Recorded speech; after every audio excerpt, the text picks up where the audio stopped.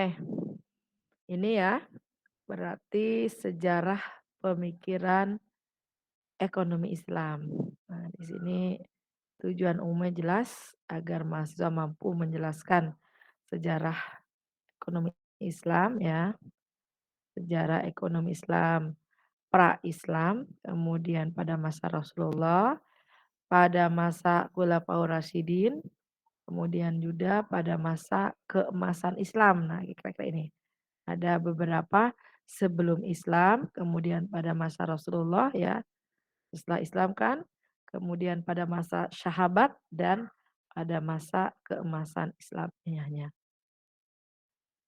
Sebagai pengantar ya, katakan bahwa sistem ekonomi yang dianut oleh suatu bangsa, negara ataupun masyarakat ini tentu dipengaruhi oleh set of values-nya ataupun nilainya ya, yang dianut oleh bangsa ataupun masyarakat tersebut. Seperti menyangkut daripada adat kebiasaan ya, kepercayaan, norma-norma, ideologi maupun falsafahnya. Nah, sistem ekonomi yang terbentuk pada masa Rasulullah SAW ataupun Khulafaur Rasyidin ya, yang kemudian diwariskan kepada Daulah Umayyah dan seterusnya hingga sekarang ini adalah suatu sistem ekonomi yang dipengaruhi oleh adat istiadat bangsa Arab yang gemar berdagang ya.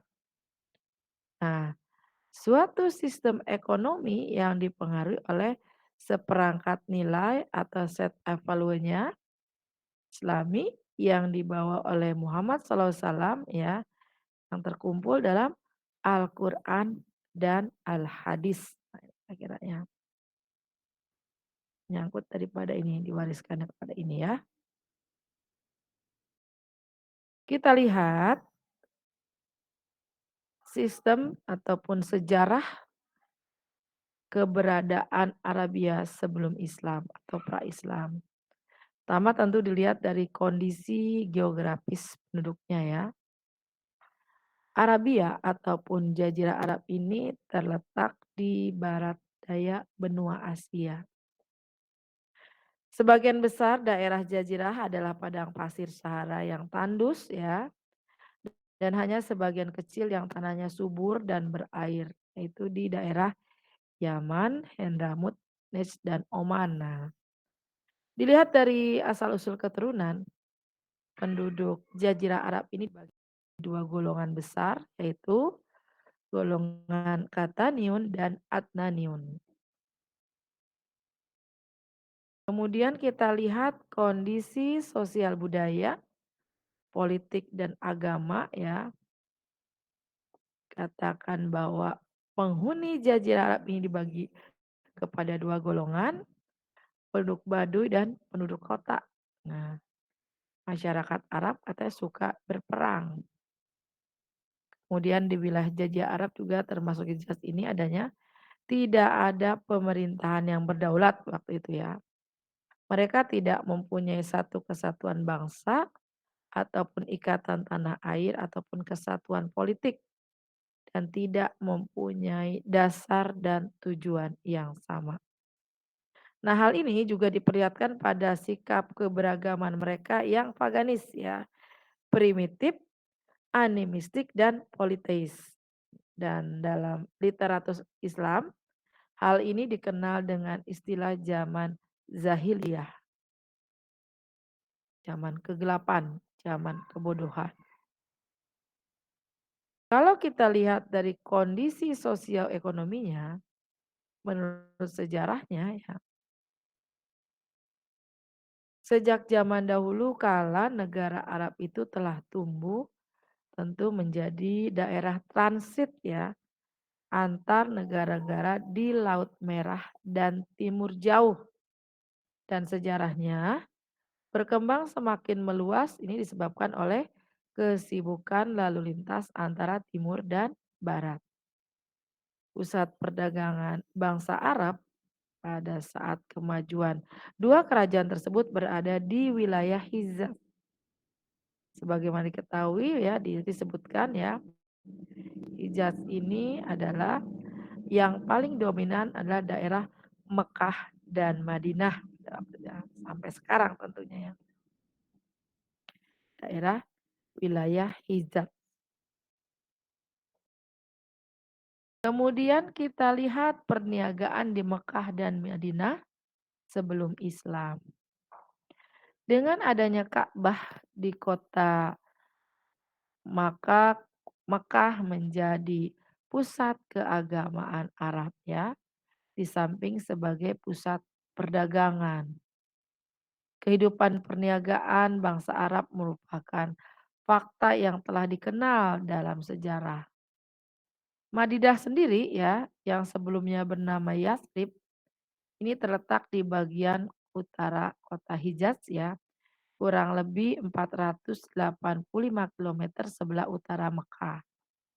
Ini adalah daerah oasis penghasil kurma unggul dan juga gandum. Hasil pertanian utama di Madinah terutama kurma, anggur, gandum maupun peternakan sapi, onta dan domba dan kuda ya. Juga hal ini menjadi aktivitas ekonomi di tanah pertanian itu pada waktu itu ya.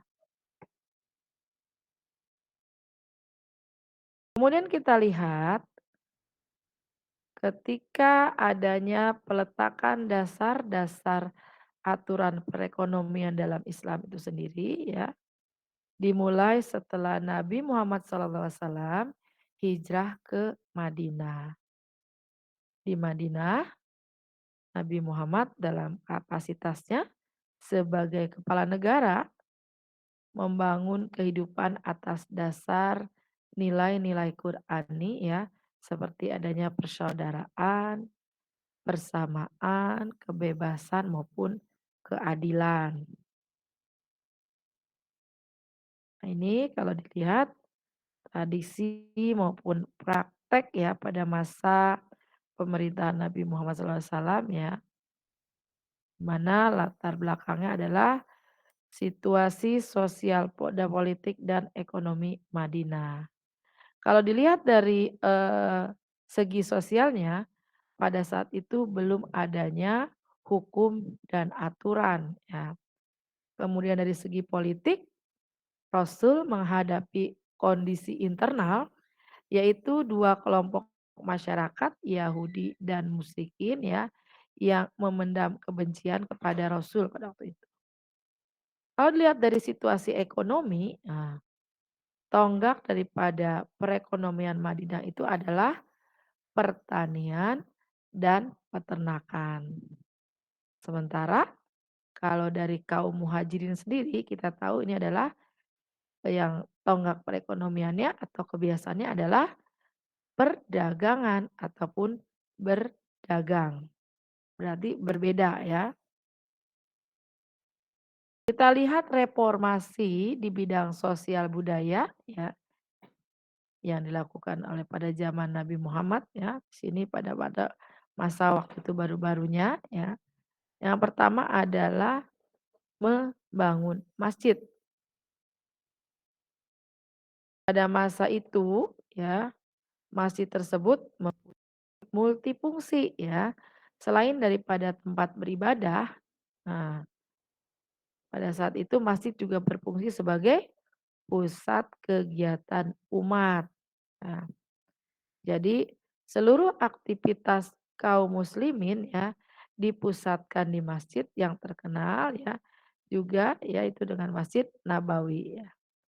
Mulai dari tempat pertemuan majelis syuro ya ataupun parlemen pada waktu itu ya, pusat kesekretariatan negara ya, kemudian tempat para qadhi ataupun hakim ya dalam menyelesaikan perkara yang dihadapinya.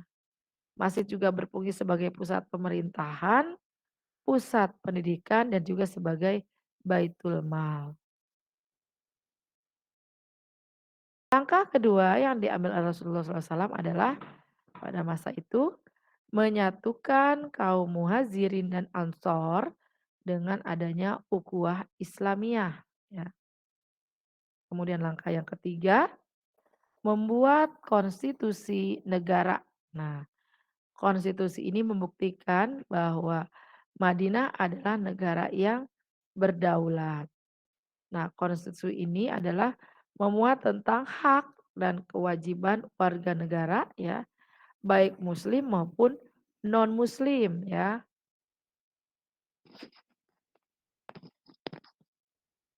Dan juga adanya sistem pertahanan dan keamanan negara. Langkah keempat adanya Rasulullah ini meletakkan dasar-dasar keuangan negara. Rasulullah meletakkan dasar keuangan negara sesuai dengan ketentuan sumber pendapatan dan pengeluaran negara dalam masalah harta rampasan perang atau dikenal dengan ghanimah ya. Ini termaktub dalam surat Al-Anfal ayat 1 ya. Zakat ini juga termaktub dalam surat At-Taubah ayat 60 dan lain-lain. Bisa dilihat ya. Dasar-dasar keluarga itu bisa dilihat di dalam Al-Quran. Jadi ada di sana ya. Selanjutnya di dalam reformasi di bidang politik dan keamanan, ini ada 3 hal yang dilakukan. Pertama, membangun sistem pertahanan. Yang keduanya, membentuk majelis syuro dan sekretariat negara. Dan yang ketiga, menciptakan kedamaian dalam negara. Bagaimana reformasi di bidang ekonomi dan kesejahteraan masyarakat? Nah, langkah-langkah yang diambil adalah meletakkan dasar-dasar kebijakan keuangan negara yang pertama ya. Kemudian membentuk Baitul Mal sebagai kekayaan publik, mengembangkan sumber-sumber penerimaan negara, mengembangkan sumber-sumber dasar dari kebijaksanaan fiskal ya, kalau fiskal berarti pajak ya. Mengembangkan dasar-dasar kebijaksanaan anggaran belanja negara dan meletakkan dasar-dasar keseimbangan moneter ya. Kemudian juga menetapkan 9 kebijakan di bidang moneter. Yang pertama, membiarkan berlakunya mata uang dinar dan dirham. Yang kedua, pembebasan tarif dan bea masuk impor emas, perak, dan komoditi dari Romawi Persia. Yang ketiga, larangan penimbunan uang atau dikenal dengan kans. Kemudian larangan penimbunan barang untuk menjaga stabilitas nilai ya. Kemudian juga larangan membungakan uang dengan riba. Kemudian menggalakkan pinjaman tanpa bunga, qardul hasan ya, digalakkan ini ya, dan model perjanjian bagi hasil. Mencegah kegiatan spekulasi, meningkatkan produksi barang dan jasa, maupun penghapusan dagang kaum Quraisy di pasar Bukaj ya, dan Dulmaj setelah adanya penaklukan Mekah. Kalau kita lihat perkembangan sistem ekonomi atas petunjuk Al-Quran oleh Nabi ya, tentu yang menyangkut dari tentang ketentuan syariahnya, tentang kepemilikan harta, status dan peranan manusia. Kemudian tentang kehidupan dunia dan akhirat ya, tentang mencari rezeki di dunia yang dapat menjadi bekal di akhirat kelak ya. Kemudian juga tentang mengelola rizki yang baik dan halal. Ini beberapa poin menyangkut dari pengembangan sistem ekonomi ya atas petunjuk Al-Quran oleh Allah Subhanahu oleh Nabi Muhammad Sallallahu Alaihi Wasallam. Petunjuk Al-Quran dijalankan oleh Nabi Muhammad Sallallahu Alaihi Wasallam. Selanjutnya kita lihat pembentukan pola perilaku konsumsi, simpanan, investasi, dan distribusi dalam Al-Quran. Yang jelas dalam pembentukan pola konsumsinya, Yang pertama tentu mengendalikan nafsu mengkonsumsi. Yang kedua hidup sederhana dan tidak boros. Pembentukan pola simpanan dan pinjaman ya, pembentukan pola investasi ya, ini terdiri dari usaha yang tidak dibenarkan, usaha yang dibenarkan atau qaddu hasan. Selanjutnya, adanya pola kemitraan usaha. Kemudian melalui pola hubungan perburuan, melalui pola mekanisme pasar, di mana dalam mekanisme pasar yang diterapkan oleh Nabi Muhammad SAW adalah sistem pasar bebas. Harga-harga barang di pasar diserahkan kepada adanya interaksi antara permintaan dan penawaran. Kemudian yang keempat, melalui sistem zakat ya, tentunya zakat ini merupakan sumber pendapatan negara pada masa itu ya. Selain daripada zakat itu ada jums, min al-ghanaim, jizyah, kharaj maupun pajak hasil penelitian. Lanjut juga ini kalau masuk ke dalam, harta rampasan perang ya, kemudian yang kelimanya mengangkut sistem waris, terakhir menyangkut daripada wakaf dan sedekah. Pembentukan pola perilaku konsumsi, simpanan, investasi, dan distribusi dalam Al-Quran, yang pertama adalah Allah Subhanahu wa Ta'ala adalah penguasa tertinggi sekaligus pemilik absolut seluruh alam semesta. Manusia hanyalah khalifah Allah Subhanahu wa Ta'ala di muka bumi dan bukan pemilik yang sebenarnya. Semua yang dimiliki dan didapatkan manusia adalah atas rahmat Allah Subhanahu wa Ta'ala. Oleh karena itu, manusia yang kurang beruntung mempunyai hak atas sebagian atas kekayaan yang dimiliki oleh saudaranya. Kemudian yang keempat, kekayaan harus berputar dan tidak boleh ditimbun. Nah, ini prinsip pokok kebijakan ekonomi Islam. Lanjutnya, eksploitasi ekonomi dalam segala bentuknya termasuk riba harus dihilangkan.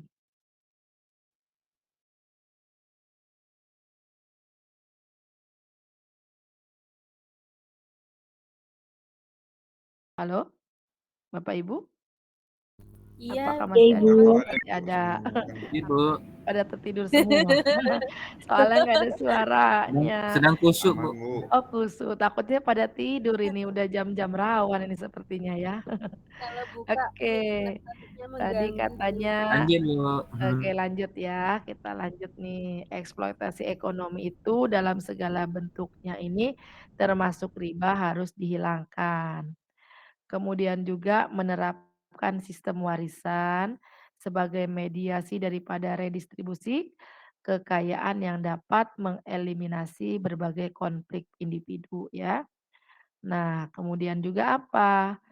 Menetapkan berbagai bentuk sedekah baik yang bersifat wajib maupun sukarela ya, tentunya terhadap para individu yang memiliki harta kekayaan yang banyak ya, ini untuk membantu para anggota masyarakat yang tidak mampu. Ini ada beberapa prinsip pokok kebijakan ekonomi Islam yang diambil pada zaman Nabi Muhammad SAW. Nah, selanjutnya kita lihat perkembangan pemikiran ekonomi masa Khulafaur Rasyidin atau masa para sahabat ya. Yang pertama, sahabat Nabi kita tahu yang pertama adalah Abu Bakar As-Siddiq. Yang kedua Umar bin Khattab, Utsman bin Affan dan Ali bin Abi Thalib. Nah, ini masa pemerintahannya kita lihat nih seperti apa. Pemikiran ekonomi Islam Abu Bakar Siddiq ya, ini dikenal adanya kebijakan ekonomi Abu Bakar, yang pertama itu adalah menetapkan praktek akad-akad perdagangan sesuai syariah, Pak. Jadi sebenarnya yang bersangkutan dengan syariah itu sudah ada sejak zaman dahulunya ya. Yang kedua, menegakkan hukum dengan memerangi mereka yang tidak mau membayar zakat. Wah, benar-benar nih, nggak bayar zakat, dia mampu, ya berarti harus ditegakkan, berarti diperangi ya.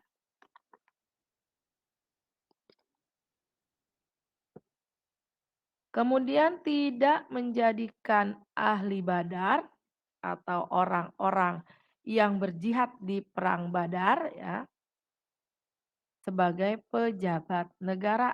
Nah, kemudian juga tidak mengistimewakan ahli Badar dalam pembagian kekayaan negara. Jadi pembagian sama rata.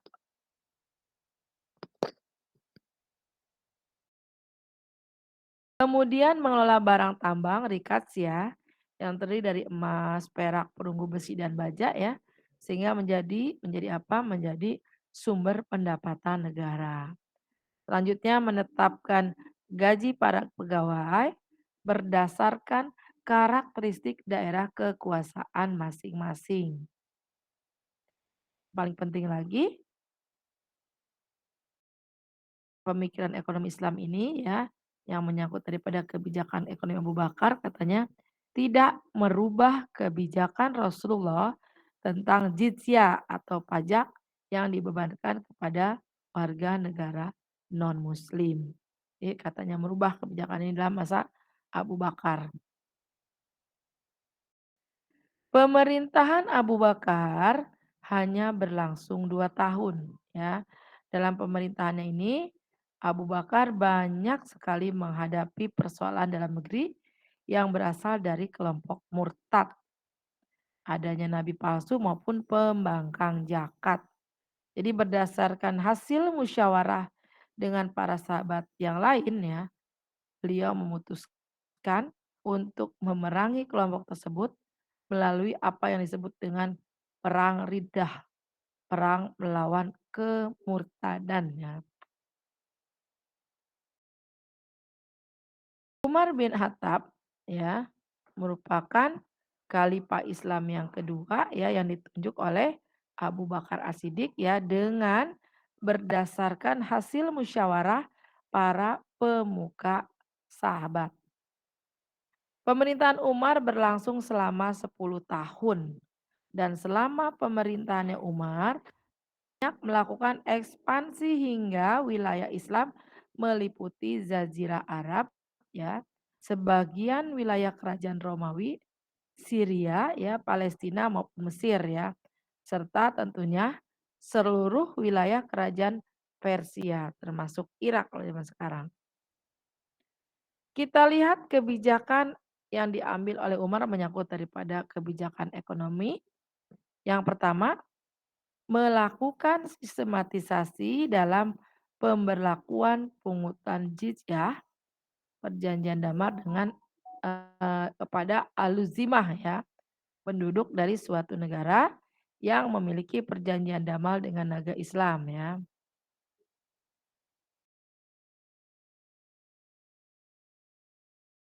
Berarti ya, dengan jumlah jizyahnya berapa? Nah ini, 12 dirham bagi pekerja ya, orang miskin ya, pembajak tanah maupun petani.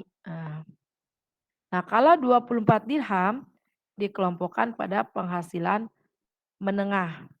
Kalau 48 dirham ini atas orang kaya ya. Jadi untuk orang miskin, menengah dan kaya. Nah, di dalam menghentikan pembagian zakat kepada mualaf karena negara Islam sudah kuat pada saat itu. Selanjutnya, restrukturisasi sumber sistem ekonomi baru ya yang belum pernah ada sebelumnya ya. Memungut pajak di pos-pos pembatasan ya, bagi pedagang dan para harbi dan jima ya, yang melewati negara Islam. Memungut zakat atas kuda ya, yang oleh Rasulullah dibebaskan dari zakat.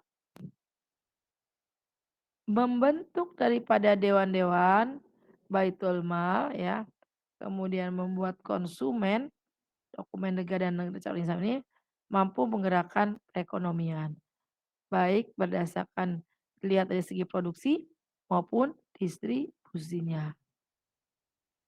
Tidak mendistribusikan tanah taklukar ke tidak apa namanya, di Irak kepada para prajurit, tetapi apa, tetapi membiarkannya sebagai amanah. Sebelum-sebelumnya ketika tanah itu sudah ditaklukkan maka tadi dibagi-bagi kepada prajurit. Nah, pada masa Khilafah ya, Umar ini tidak dilakukan lagi. Kemudian menambah pemasukan keuangan negara dari ghanimah harta rampasan ya, atas kemenangan perang. Selanjutnya, berbeda halnya dengan Abu Bakar As-Siddiq ya, itu kan penggantinya. Khalifah Umar bin Khattab membentuk suatu tim yang terdiri dari 6 orang sahabat, yaitu siapa saja?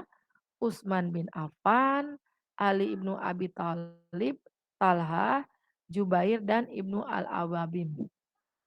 Al-Awam, Jubair ibnu Al-Awam ya. Kemudian ada juga Said ibnu Abi Waqqas dan Abdurrahman ibnu Auf. Beliau meminta kepada tim tersebut untuk memilih salah seorang di antara mereka sebagai penggantinya. Selanjutnya, setelah Umar bin Khattab wafat ya, tim ini melakukan musyawarah dan berhasil memilih Utsman bin Affan sebagai khalifah Islam ketiga ya. Nah, pemerintahan Utsman ini berlangsung selama 12 tahun. Apa kebijakan yang diambil dalam masa Utsman bin Affan yang menyangkut ekonomi ya? Yang pertama adalah mempertahankan sistem pembagian berdasarkan prinsip pengistimewaan sebagaimana dilakukan Khalifah Umar. Yang kedua, menaikkan dana pensiun sebesar 100 dirham dan memberikan rasum tambahan berupa pakaian. Memperkenalkan tradisi dalam mendistribusikan makanan ke masjid untuk para fakir miskin dan musafir. Kemudian membebaskan zakat atas harta terpendam ya, dikeluarkan dulu zakatnya. Setelah Umar, kita pindah kepada sejarah pemikiran ekonomi Islam pada zaman Ali bin Abi Thalib. Setelah diangkat sebagai khalifah Islam keempat oleh segenap kaum muslimin, Ali bin Abi Thalib langsung mengambil beberapa tindakan. Apa saja? Beliau memberhentikan para pejabat yang korup. Kemudian membuktikan pada para pejabat yang membuka kembali lahan perkebunan yang telah diberikan kepada orang-orang kesayangan Utsman ya, dan mendistribusikan pendapatan pajak tahunan sesuai dengan ketentuan ditetapkan oleh Umar bin Al-Khattab. Masa pemerintahan Khalifah Ali bin Abi Thalib ya hanya berlangsung selama 6 tahun dan selalu diwarnai dengan ketidakstabilan kehidupan politik. Kita lihat kebijakan ekonomi Ali bin Abi Thalib ya. Yang pertama, selanjutnya ya, mengedepankan ya prinsip daripada pemerataan dalam pendistribusian kekayaan negara kepada masyarakat ya. Menetapkan pajak terhadap para pemilik kebun dan mengizinkan pemungutan zakat terhadap sayuran segar. Pembayaran gaji pegawai dengan sistem mingguan. Kemudian melakukan kontrol pasar dan memberantaskan pedagang licik ya, penimbun barang dan pasar gelap. Selanjutnya, adanya aturan kompensasi bagi para pekerja jika mereka merusak barang-barang pekerjaan ya, untuk mendisiplinkan. Berbagai praktek dan kebijakan ekonomi yang berlangsung pada masa Rasulullah SAW dan Khulafaul Ar-Rasyidin ini merupakan contoh empiris yang dijadikan pijakan sebagai para cendekiawan muslim dalam melahirkan teori-teori ekonominya ya. Satu hal yang jelas, fokus perhatian mereka tertuju pada pemenuhan kebutuhan, keadilan dan efisiensi.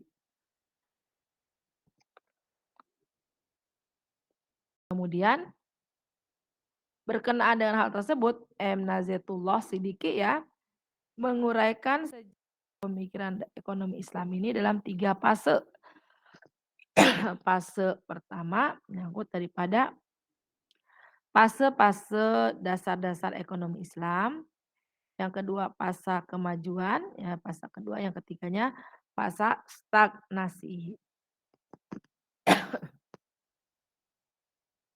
Kita lihat sistem ekonomi dan kebijakan fiskal abad pertengahan. Ini pada masa ekonomi Islam di masa Daulah Umayyah. Ini fase pertama. Tokohnya di sini adalah Zaid bin Ali. Nah, dia mengatakan bahwa penjualan barang secara kredit ya dengan harga yang lebih tinggi daripada harga tunai merupakan salah satu bentuk transaksi yang sah dan dapat dibenarkan selama transaksi tersebut dilandasi oleh prinsip saling ridho antar kedua belah pihak.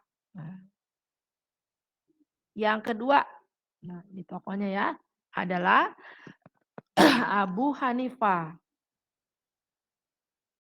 Kebijakan Abu Hanifah dalam menghilangkan ambisius ini dan perselisihan dalam masalah transaksi ya, semasa hidupnya adalah salah satunya transaksi yang sangat populer adalah salam. Yaitu apa? Menjual barang yang akan dikirimkan kemudian pembayarannya dilakukan secara tunai pada waktu akad disepakati. Ya. Kemudian Abu Yusuf. Kekuatan utama pemikiran daripada Abu Yusuf adalah dalam masalah keuangan publik. Nah, terlepas daripada prinsip-prinsip perpajakan ya dan pertanggungjawaban negara Islam terhadap kesejahteraan rakyatnya, karya Abu Yusuf yang dikenal adalah Al-Kharaj ya punya. Kitab ini berisi persoalan-persoalan administrasi dan keuangan negara, ketatanegaraan, pertanahan maupun pajaknya ya. Kemudian ada juga tokoh Muhammad Ali Hasan Al-Sabani nih. Al-Saibani ini mengklasifikasikan jenis pekerjaan ke dalam 4 hal, yakni apa? Izaroh ya, sewa menyewa, kemudian tizarah perdagangan, ziraah pertanian, dan sinaah ataupun industri. Nah, hal ini cukup menarik ya untuk dicatat bahwa ia menilai pertanian sebagai lapangan pekerjaan yang terbaik. Padahal masyarakat Arab pada saat itu lebih tertarik untuk perdagangan dan berniaga. Selanjutnya masa Ibnu Maskawai. Salah satu pandangan Ibnu Maskawai ya yang terletak dan aktivitas ekonomi adalah pertukaran dan peranan uang. Selanjutnya, di dalam masa Ibnu Miskawi juga menegaskan bahwa logam yang dapat dijadikan sebagai mata uang adalah logam yang dapat diterima secara universal melalui konvensi, tahan lama, mudah dibawa, tidak mudah rusak dan dapat dikendaki orang dan fakta orang sangat senang melihatnya. Ya. Nah ini ada beberapa tokoh yang menyangkut dari sejarah perkembangan ekonomi Islam semasa Dauliyah Abbasiyah I ya. Tokohnya ini ada Imam Asy-Syafi'i, Abu Uyaid, Imam Ahmad bin Hanbal, Harits bin Asyad dan sebagainya. Kan Bapak Ibu lihat sendiri ya. Nah, fase kedua ini ya dimulai pada abad ke-11 ya sampai dengan abad ke-15 Masehi ya. Ini dikenal sebagai fase yang cemerlang. Kenapa? Meninggalkan warisan intelektual yang sangat kaya. Kemudian para cendekiawan muslim di masa ini ya mampu menyusun suatu konsep tentang bagaimana umat melaksanakan kegiatan ekonomi yang seharusnya yang berdasarkan Al-Quran dan As-Sunnah. Pada saat yang bersamaan di sisi lain, mereka menghadapi realitas yang politik yang ditandai oleh dua orang. Selanjutnya, ini yang dapat dilihat daripada menghadapi realitas politik ini, yang pertama adanya disintegrasi pusat kekuasaan Bani Abbasiyah ya dan terbaginya mayoritas berdasarkan pada kekuatan ataupun power tentang ayat ya, pertimbangan rakyat ya. Kedua, merebaknya korupsi di kalangan penguasa tinggi ya, dengan adanya dekadensi moral ya di kalangan masyarakat. Hal ini yang mengakibatkan terjadinya ketimpangan yang semakin melebar antara si kaya dengan si miskin. Nah, kalau dalam semasa Dauliah Abbasiyah II ini tokohnya diantaranya adalah Al-Ghazali. Beliau mempunyai wawasan yang sangat luas mengenai evaluasi pasar dan peranan uang. Kemudian Al-Ghazali juga mengungkapkan eh, alasan pelarangan riba fadal ya, yakni karena melanggar sifat dan fungsi uang tersebut. Selanjutnya, mengutuk mereka yang melakukan penimbunan uang dengan dasar uang itu sendiri dibuat untuk memudahkan pekerjaan. Selanjutnya, pada Ibnu Taimiyah ya, dalam transaksi ekonomi di sini, fokus perhatiannya tertuju pada keadilan ya, yang hanya dapat terwujud jika suatu akad ini berdasarkan pada kesediaan menyepakati dari semua pihak. Pandangan Ibu Taimiyah tentang kewajiban publik juga meliputi adanya pembahasan tentang pengaturan uang.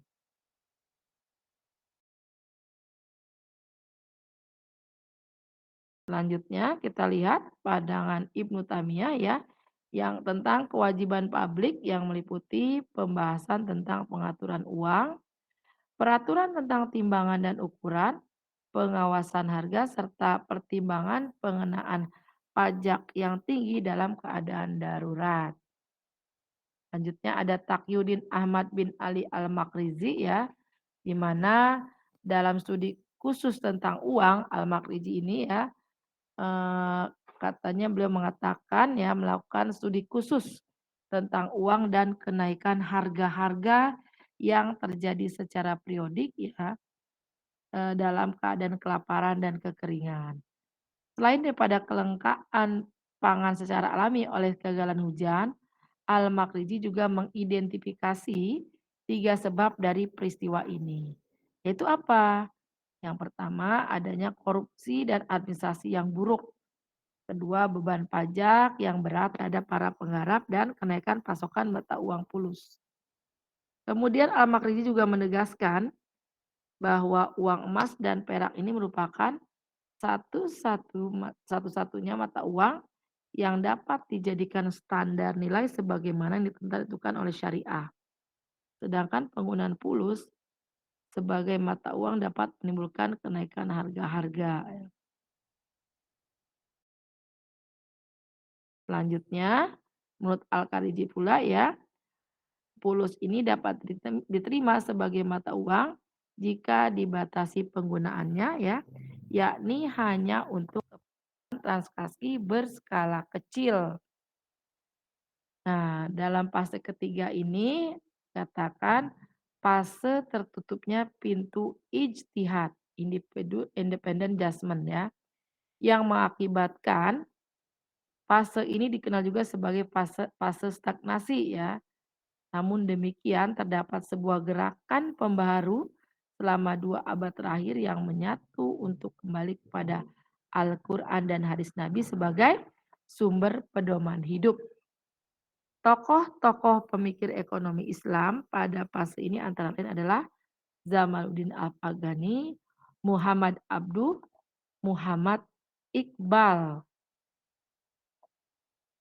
Kajian ekonomi Islam sendiri mulai memasuki dunia akademisi dan kalangan pada abad ke-20 ya.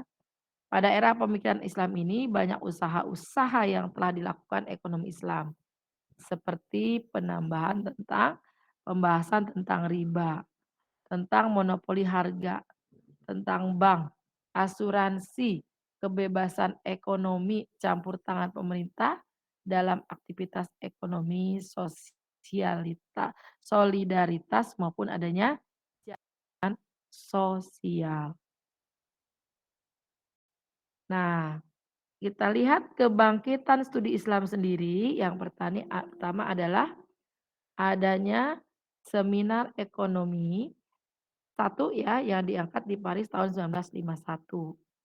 Kemudian seminar ekonomi ya, di Damsyik bulan April 1961. Selanjutnya, seminar ekonomi Islam 3 di Kairo, seminar ekonomi Islam. Dalam hal ini ya, seminar ekonomi Islam keempat di Tunisia bulan Januari 1975. Yang kelimanya di Riyadh bulan November 1977. Kemudian adanya Muktamar Internasional ya tentang ekonomi Islam yang disponsori oleh Universitas King Abdul Al-Aziz di Jeddah tahun 1976. Selanjutnya, kebangkitan di kalangan akademik sendiri mulai memasuki kajian ekonomi Islam sebagai materi perkuliahan ini, tentunya dipelopori di perguruan tinggi lain adalah sebagai pelopor adalah Universitas Al-Azhar. Bapak Ibu, demikian sedikit paparan dari saya menyangkut daripada sejarah pemikiran praktek ekonomi Islam pada masa-masanya ya. Halo, Bapak Ibu? Izin Bu, Ya, Bu. Oke. tadi masa sahabat Utsman bin Affan Utsman bin Affan. itu Oke. lewat ya Bu? Tadi kok Us habis Umar terus langsung Ali gitu. Iya, Utsman apakah itu sama? lewat ya. Sebentar, Ali, Utsmannya Ali bin Abi Thalib, Affan ada ya? Dia ini ada, lihat? Tadi Ada? belum. Belum? Tapi kelewat ya, Utsman bin Affan ini setelah kebijakan Umar ya? Iya Bu, tadi langsung Iya. Ali. Ya, jadi setelah Umar ini adalah tentu Utsman bin Affan, kelewat ya mungkin ya?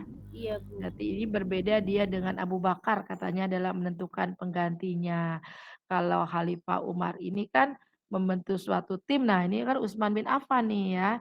Jadi, pada masa pemerintahan Utsman ini berlangsung selama 12 tahun, tahun tadi ya, dia merupakan, Utsman ini sebagai khalifah Islam yang ketiga. Kebijakan ekonominya ada ya, mempertahankan sistem pembagian berdasarkan prinsip pengistimewaan sebagaimana yang dilakukan oleh Khalifah Umar, nyambung ya. Kemudian menaikkan dana pensiun sebesar 100 dirham dan memberikan ransum tambahan berupa pakaian.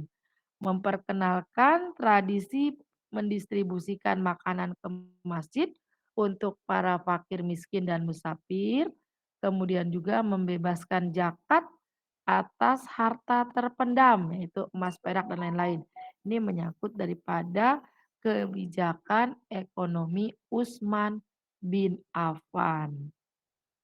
Oke, ada lagi Ibu Nina ya? Ya, Ibu Ini Nina materi Arif. ya, Gimana Bu?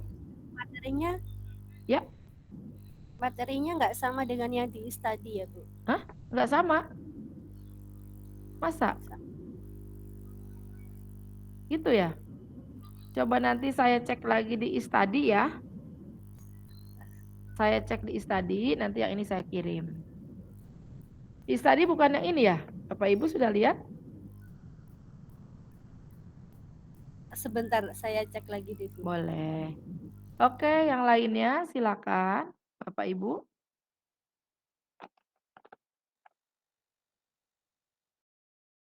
Ini pembahasan di study sebelumnya, Bu, ya? Iya, ini yang sebelumnya, ini Yang pertemuan hari ini kita yang yang ketiga. hari ini bukan. Kalau hari ini sebenarnya itu adalah tentang teori ekonomi Islam. Tadi kan kita ada 3 ya, teori Oh ekonomi iya, Bu. Islam, teori distribusi, dan, sejarah peradaban Islamnya ya. Itu ada 3, ini yang ketiga, yang ketiga ini, yang terdahulunya, kan belum sempat kita bahas juga tuh ya. Iya, Bu, belum Heeh. sempat, Bu. Iya, makanya tadi mau yang mana? Saya bilang, "Oh yang ini aja Bu, ayo," gitu kan ya. Soalnya kalau sendiri pasti kan jarang dibaca ya, kalau sama-sama kan paling enggak kita dengar. Baik Bapak Ibu. Ya. Gimana Bapak Ibu? Ada yang mau dibahas atau juga ada yang mau nyetor? Silakan Bapak Ibu, waktu sudah menunjukkan jam 8.52, berarti udah jam 9 ya. Udah mulai ngantuk-ngantuk nih ya, Bapak Ibu udah jangan-jangan udah yang tidur kali ini ya? Halo, Bapak Ibu bagaimana? Silakan. Nah, ini Bu Nina masih ada nih, alhamdulillah nih Bu Nina ya, Izin Bu, masih mau seger nyetor Bu. kayaknya. Ah, mau nyetor? Siapa nih mau nyetor? Oh, Pak Septian Pajar mau nyetor ya? Ya Bu. Iya, Bu, Udah saya ya, juga nyusul, berarti Bu. kalau mau nyetor harus buka kameranya. Saya lihat dulu ya di sini sekalian, eh sebentar, nah ini jam 20, kemarin sampai di mana yang jam 20 nih? Sampai di Bapak Rukmono Muhammad Syawal ya. Sampai situ baru ada 6 orang. Hadir, Yang Pak. mau halo? Hadir, Bu, ya. Ya, Pak Syawal sudah setor. Nah, katanya teman yang Alhamdulillah. lain mau setor ya. Yang lainnya siapa duluan nih yang mau setor? Sekarang 31 Oktober. Boleh saya Bu. Dengan Pak Septian Pajar. Wah, kalau ini mah udah jelas dari ininya kiai Bu, nih, ustadz nih. Enggak Bu. Silakan Pak Kiai, sebelumnya mohon silakan. maaf, Bu. Iya, Eh, ya Bapak Iklan silakan. kita saya rekam, Bu, nggak apa, Bu, ya? Oh nggak apa-apa Pak, alhamdulillah kan. Kalau udah Supaya direkam bisa kan dikaji ulang. iya silakan. Jadi pas ujiannya juga enak. Nggak perlu buka PPT lagi, bisa sambil dengarkan saja. Silakan Pak Septian. Tapi, Bu, saya publish di YouTube saya Oh nggak apa-apa, Bu, ya? gitu ya, kalau sekiranya tidak memalukan silakan saja Pak Fajar, ya. Itu kan membari nggak apa-apa. Oke, nggak apa-apa Pak. Saya juga ada tuh YouTube ya, waktu itu pernah buat tentang kalau saya tentang apa, perbankan syariahnya. Silakan Pak Fajar, saya udah mencatat jadi namanya. Ayo Pak, silakan. Ya nggak apa-apa Pak. A'udzu billahi minasyaitonir rajim. Aku berlindung kepada Allah dari godaan setan yang terkutuk. Bismillahirrahmanirrahim. Dengan nama Allah yang Maha Pemurah lagi Maha Penyayang. Alhamdulillahi Rabbil Alamin. Dengan nama Allah yang Maha Pemurah lagi Hah? Maha Pengasih. Salah tuh. Alhamdulillahi Rabbil Alamin. Segala puji bagi Allah, Tuhan semesta alam. Ya. Ar-Rahmanir Rahim. Yang Maha Pemurah lagi Maha Penyayang. Maliki Yaumiddin. Yang menguasai hari pembalasan. Iyyaka na'budu wa iyyaka nasta'in. Hanya kepadamu kami menyembah dan hanya kepadamu kami minta pertolongan. Ihdinas siratal mustaqim. tunjukkanlah kami jalan yang lurus. Hmm. Siratal ladzina an'amta 'alaihim ghairil maghdubi 'alaihim waladdallin. Yaitu jalan orang-orang yang kau beri nikmat, bukan jalan orang yang kau murkai, bukan pula jalan orang-orang yang sesat. Shadaqallahul adzim. Maha benar Allah dengan segala firman-Nya. Amin, kabulkanlah. Oke, terima kasih Pak Septian. Silakan selanjutnya ada lagi yang mau setor? Saya Bu, saya belum setor Bu. Ibu Nina belum? Belum. Silakan Bu Nina. Bu Nina Arif ya namanya ya? Namanya Ina Miftuhatis Bu. Siapa? Ina? Miftuhatis. Di absen itu ya? Iya, di absennya Ina Ina Miftuhatis. itu hadis. Oke, silakan Bu Ina. A'udzu billahi minasyaitonir rajim. Aku berlindung kepada Allah dari godaan syaitan yang terkutuk. Bismillahirrahmanirrahim. Dengan nama Allah yang Maha Pengasih lagi Maha Penyayang. Alhamdulillahi Rabbil Alamin. Segala puji bagi Allah segala puji bagi Allah, Tuhan semesta alam. Ya. Ar-Rahmanir-Rahim, yang Ya. Maha Pengasih lagi Maha Penyayang. Maliki Yaumiddin, pemilik hari pembalasan. Iyyaka na'budu wa iyyaka nasta'in. Nasta'in. Hanya kepadamulah aku menyembah. Hanya kepadamu. Aku Dan menyembah, hanya. Dan hanya kepadamulah Dan aku hanya memohon pertolongan. Ihdinas siratal mustaqim. Tunjukilah kami jalan yang lurus. Siratal ladzina an'amta 'alaihim ghairil maghdubi 'alaihim waladdallin. Yaitu jalan orang-orang yang telah Engkau beri nikmat, dan bukan jalan mereka yang dimurkai, dan bukan jalan orang-orang yang sesat. Amin. Kabulkanlah. Maha benar Allah dengan segala firman-Nya. Baik Ibu Ina, terima kasih. Bu Ina, Ina Miftu Hadis ya. Miftu Hadis. Selanjutnya, oke. Udah ya, Miftu Hadis ya Bu ya. Hafiz. Teh Bu. Hafiz. Teh Bu. Hafiz. Tokyo. Hatis. Iya. Miftu Hatis, oke. Nah, selanjutnya mungkin Pak Peri ya. Pak Peri mau ya? Iya Bu, boleh Bu. Tapi agak serak juga. Belum banget. Bukannya Iya. boleh, memang harus. Kalau enggak ini kan enggak dapat nilainya nanti ya. Ya, Lanjut Bu. Pak Peri, silakan Pak. Mulai ya Bu ya. Ya, A'udzu silakan. billahi minasyaitonir rajim. Aku berlindung kepada Allah dari godaan setan yang terkutuk. Bismillahirrahmanirrahim. Dengan menyebut nama Allah yang Maha Pengasih lagi Maha Penyayang.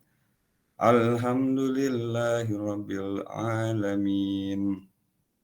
Segala puji hanya bagi Allah, Tuhan semesta alam. Ar-Rahmanir-Rahim. Maha Pengasih lagi Maha Penyayang. Maliki Yaumiddin. Pemilik di hari pembalasan. Iyyaka na'budu wa iyyaka nasta'in. Hanya kepadamu kami menyembah dan hanya kepadamulah kami memohon pertolongan. Ihdinas siratal mustaqim.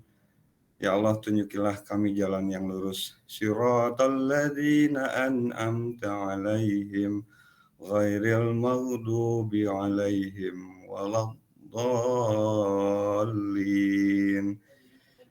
Yaitu jalan yang orang yang telah Engkau bernikmat, bukan pula jalan orang yang Kau murkai, dan bukan pula jalan orang-orang yang sesat. Amin. Ya Allah, kabulkanlah doa kami. Shadaqallahul azim. Maha benar Allah dengan segala firman-Nya. Amin. Terima kasih. Alhamdulillah. Terima kasih Pak Peri, suaranya mantap. Ini seperti udah biasa nih ya. Alhamdulillah. Makasih Pak Peri. Ya, Bu. Selanjutnya ada Sama-sama. Pak Ustadz Nurdin. Silakan Pak Ustadz.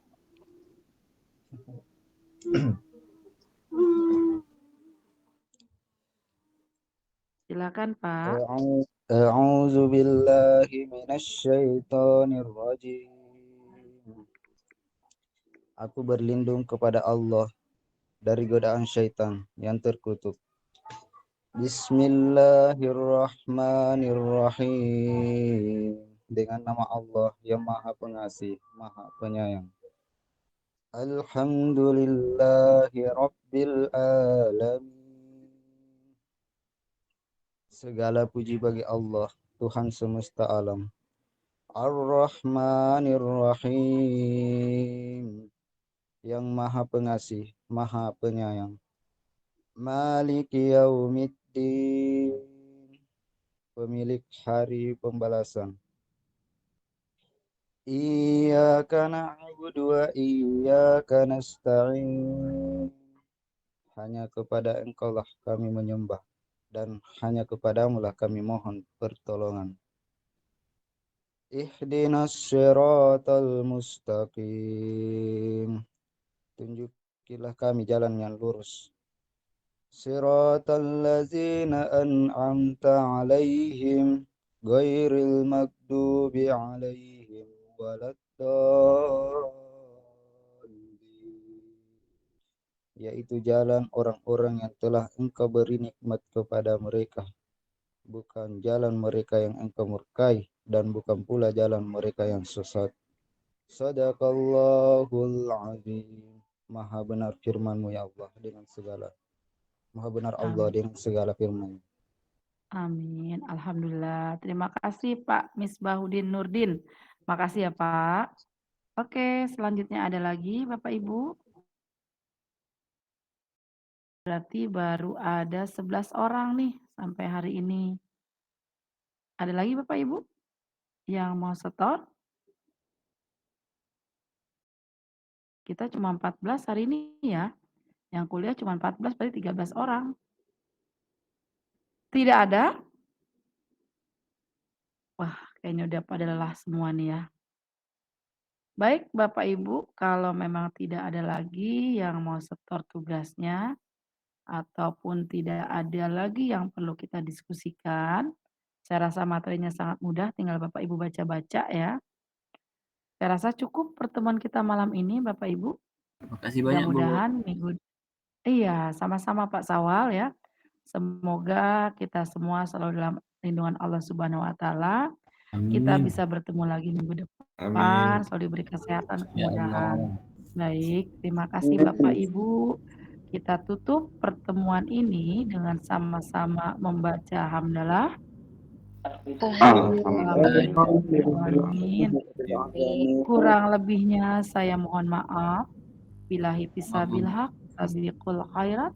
Wassalamualaikum warahmatullahi wabarakatuh. Waalaikumsalam. Waalaikumsalam warahmatullahi wabarakatuh. Nah, izin pamit ya Bapak.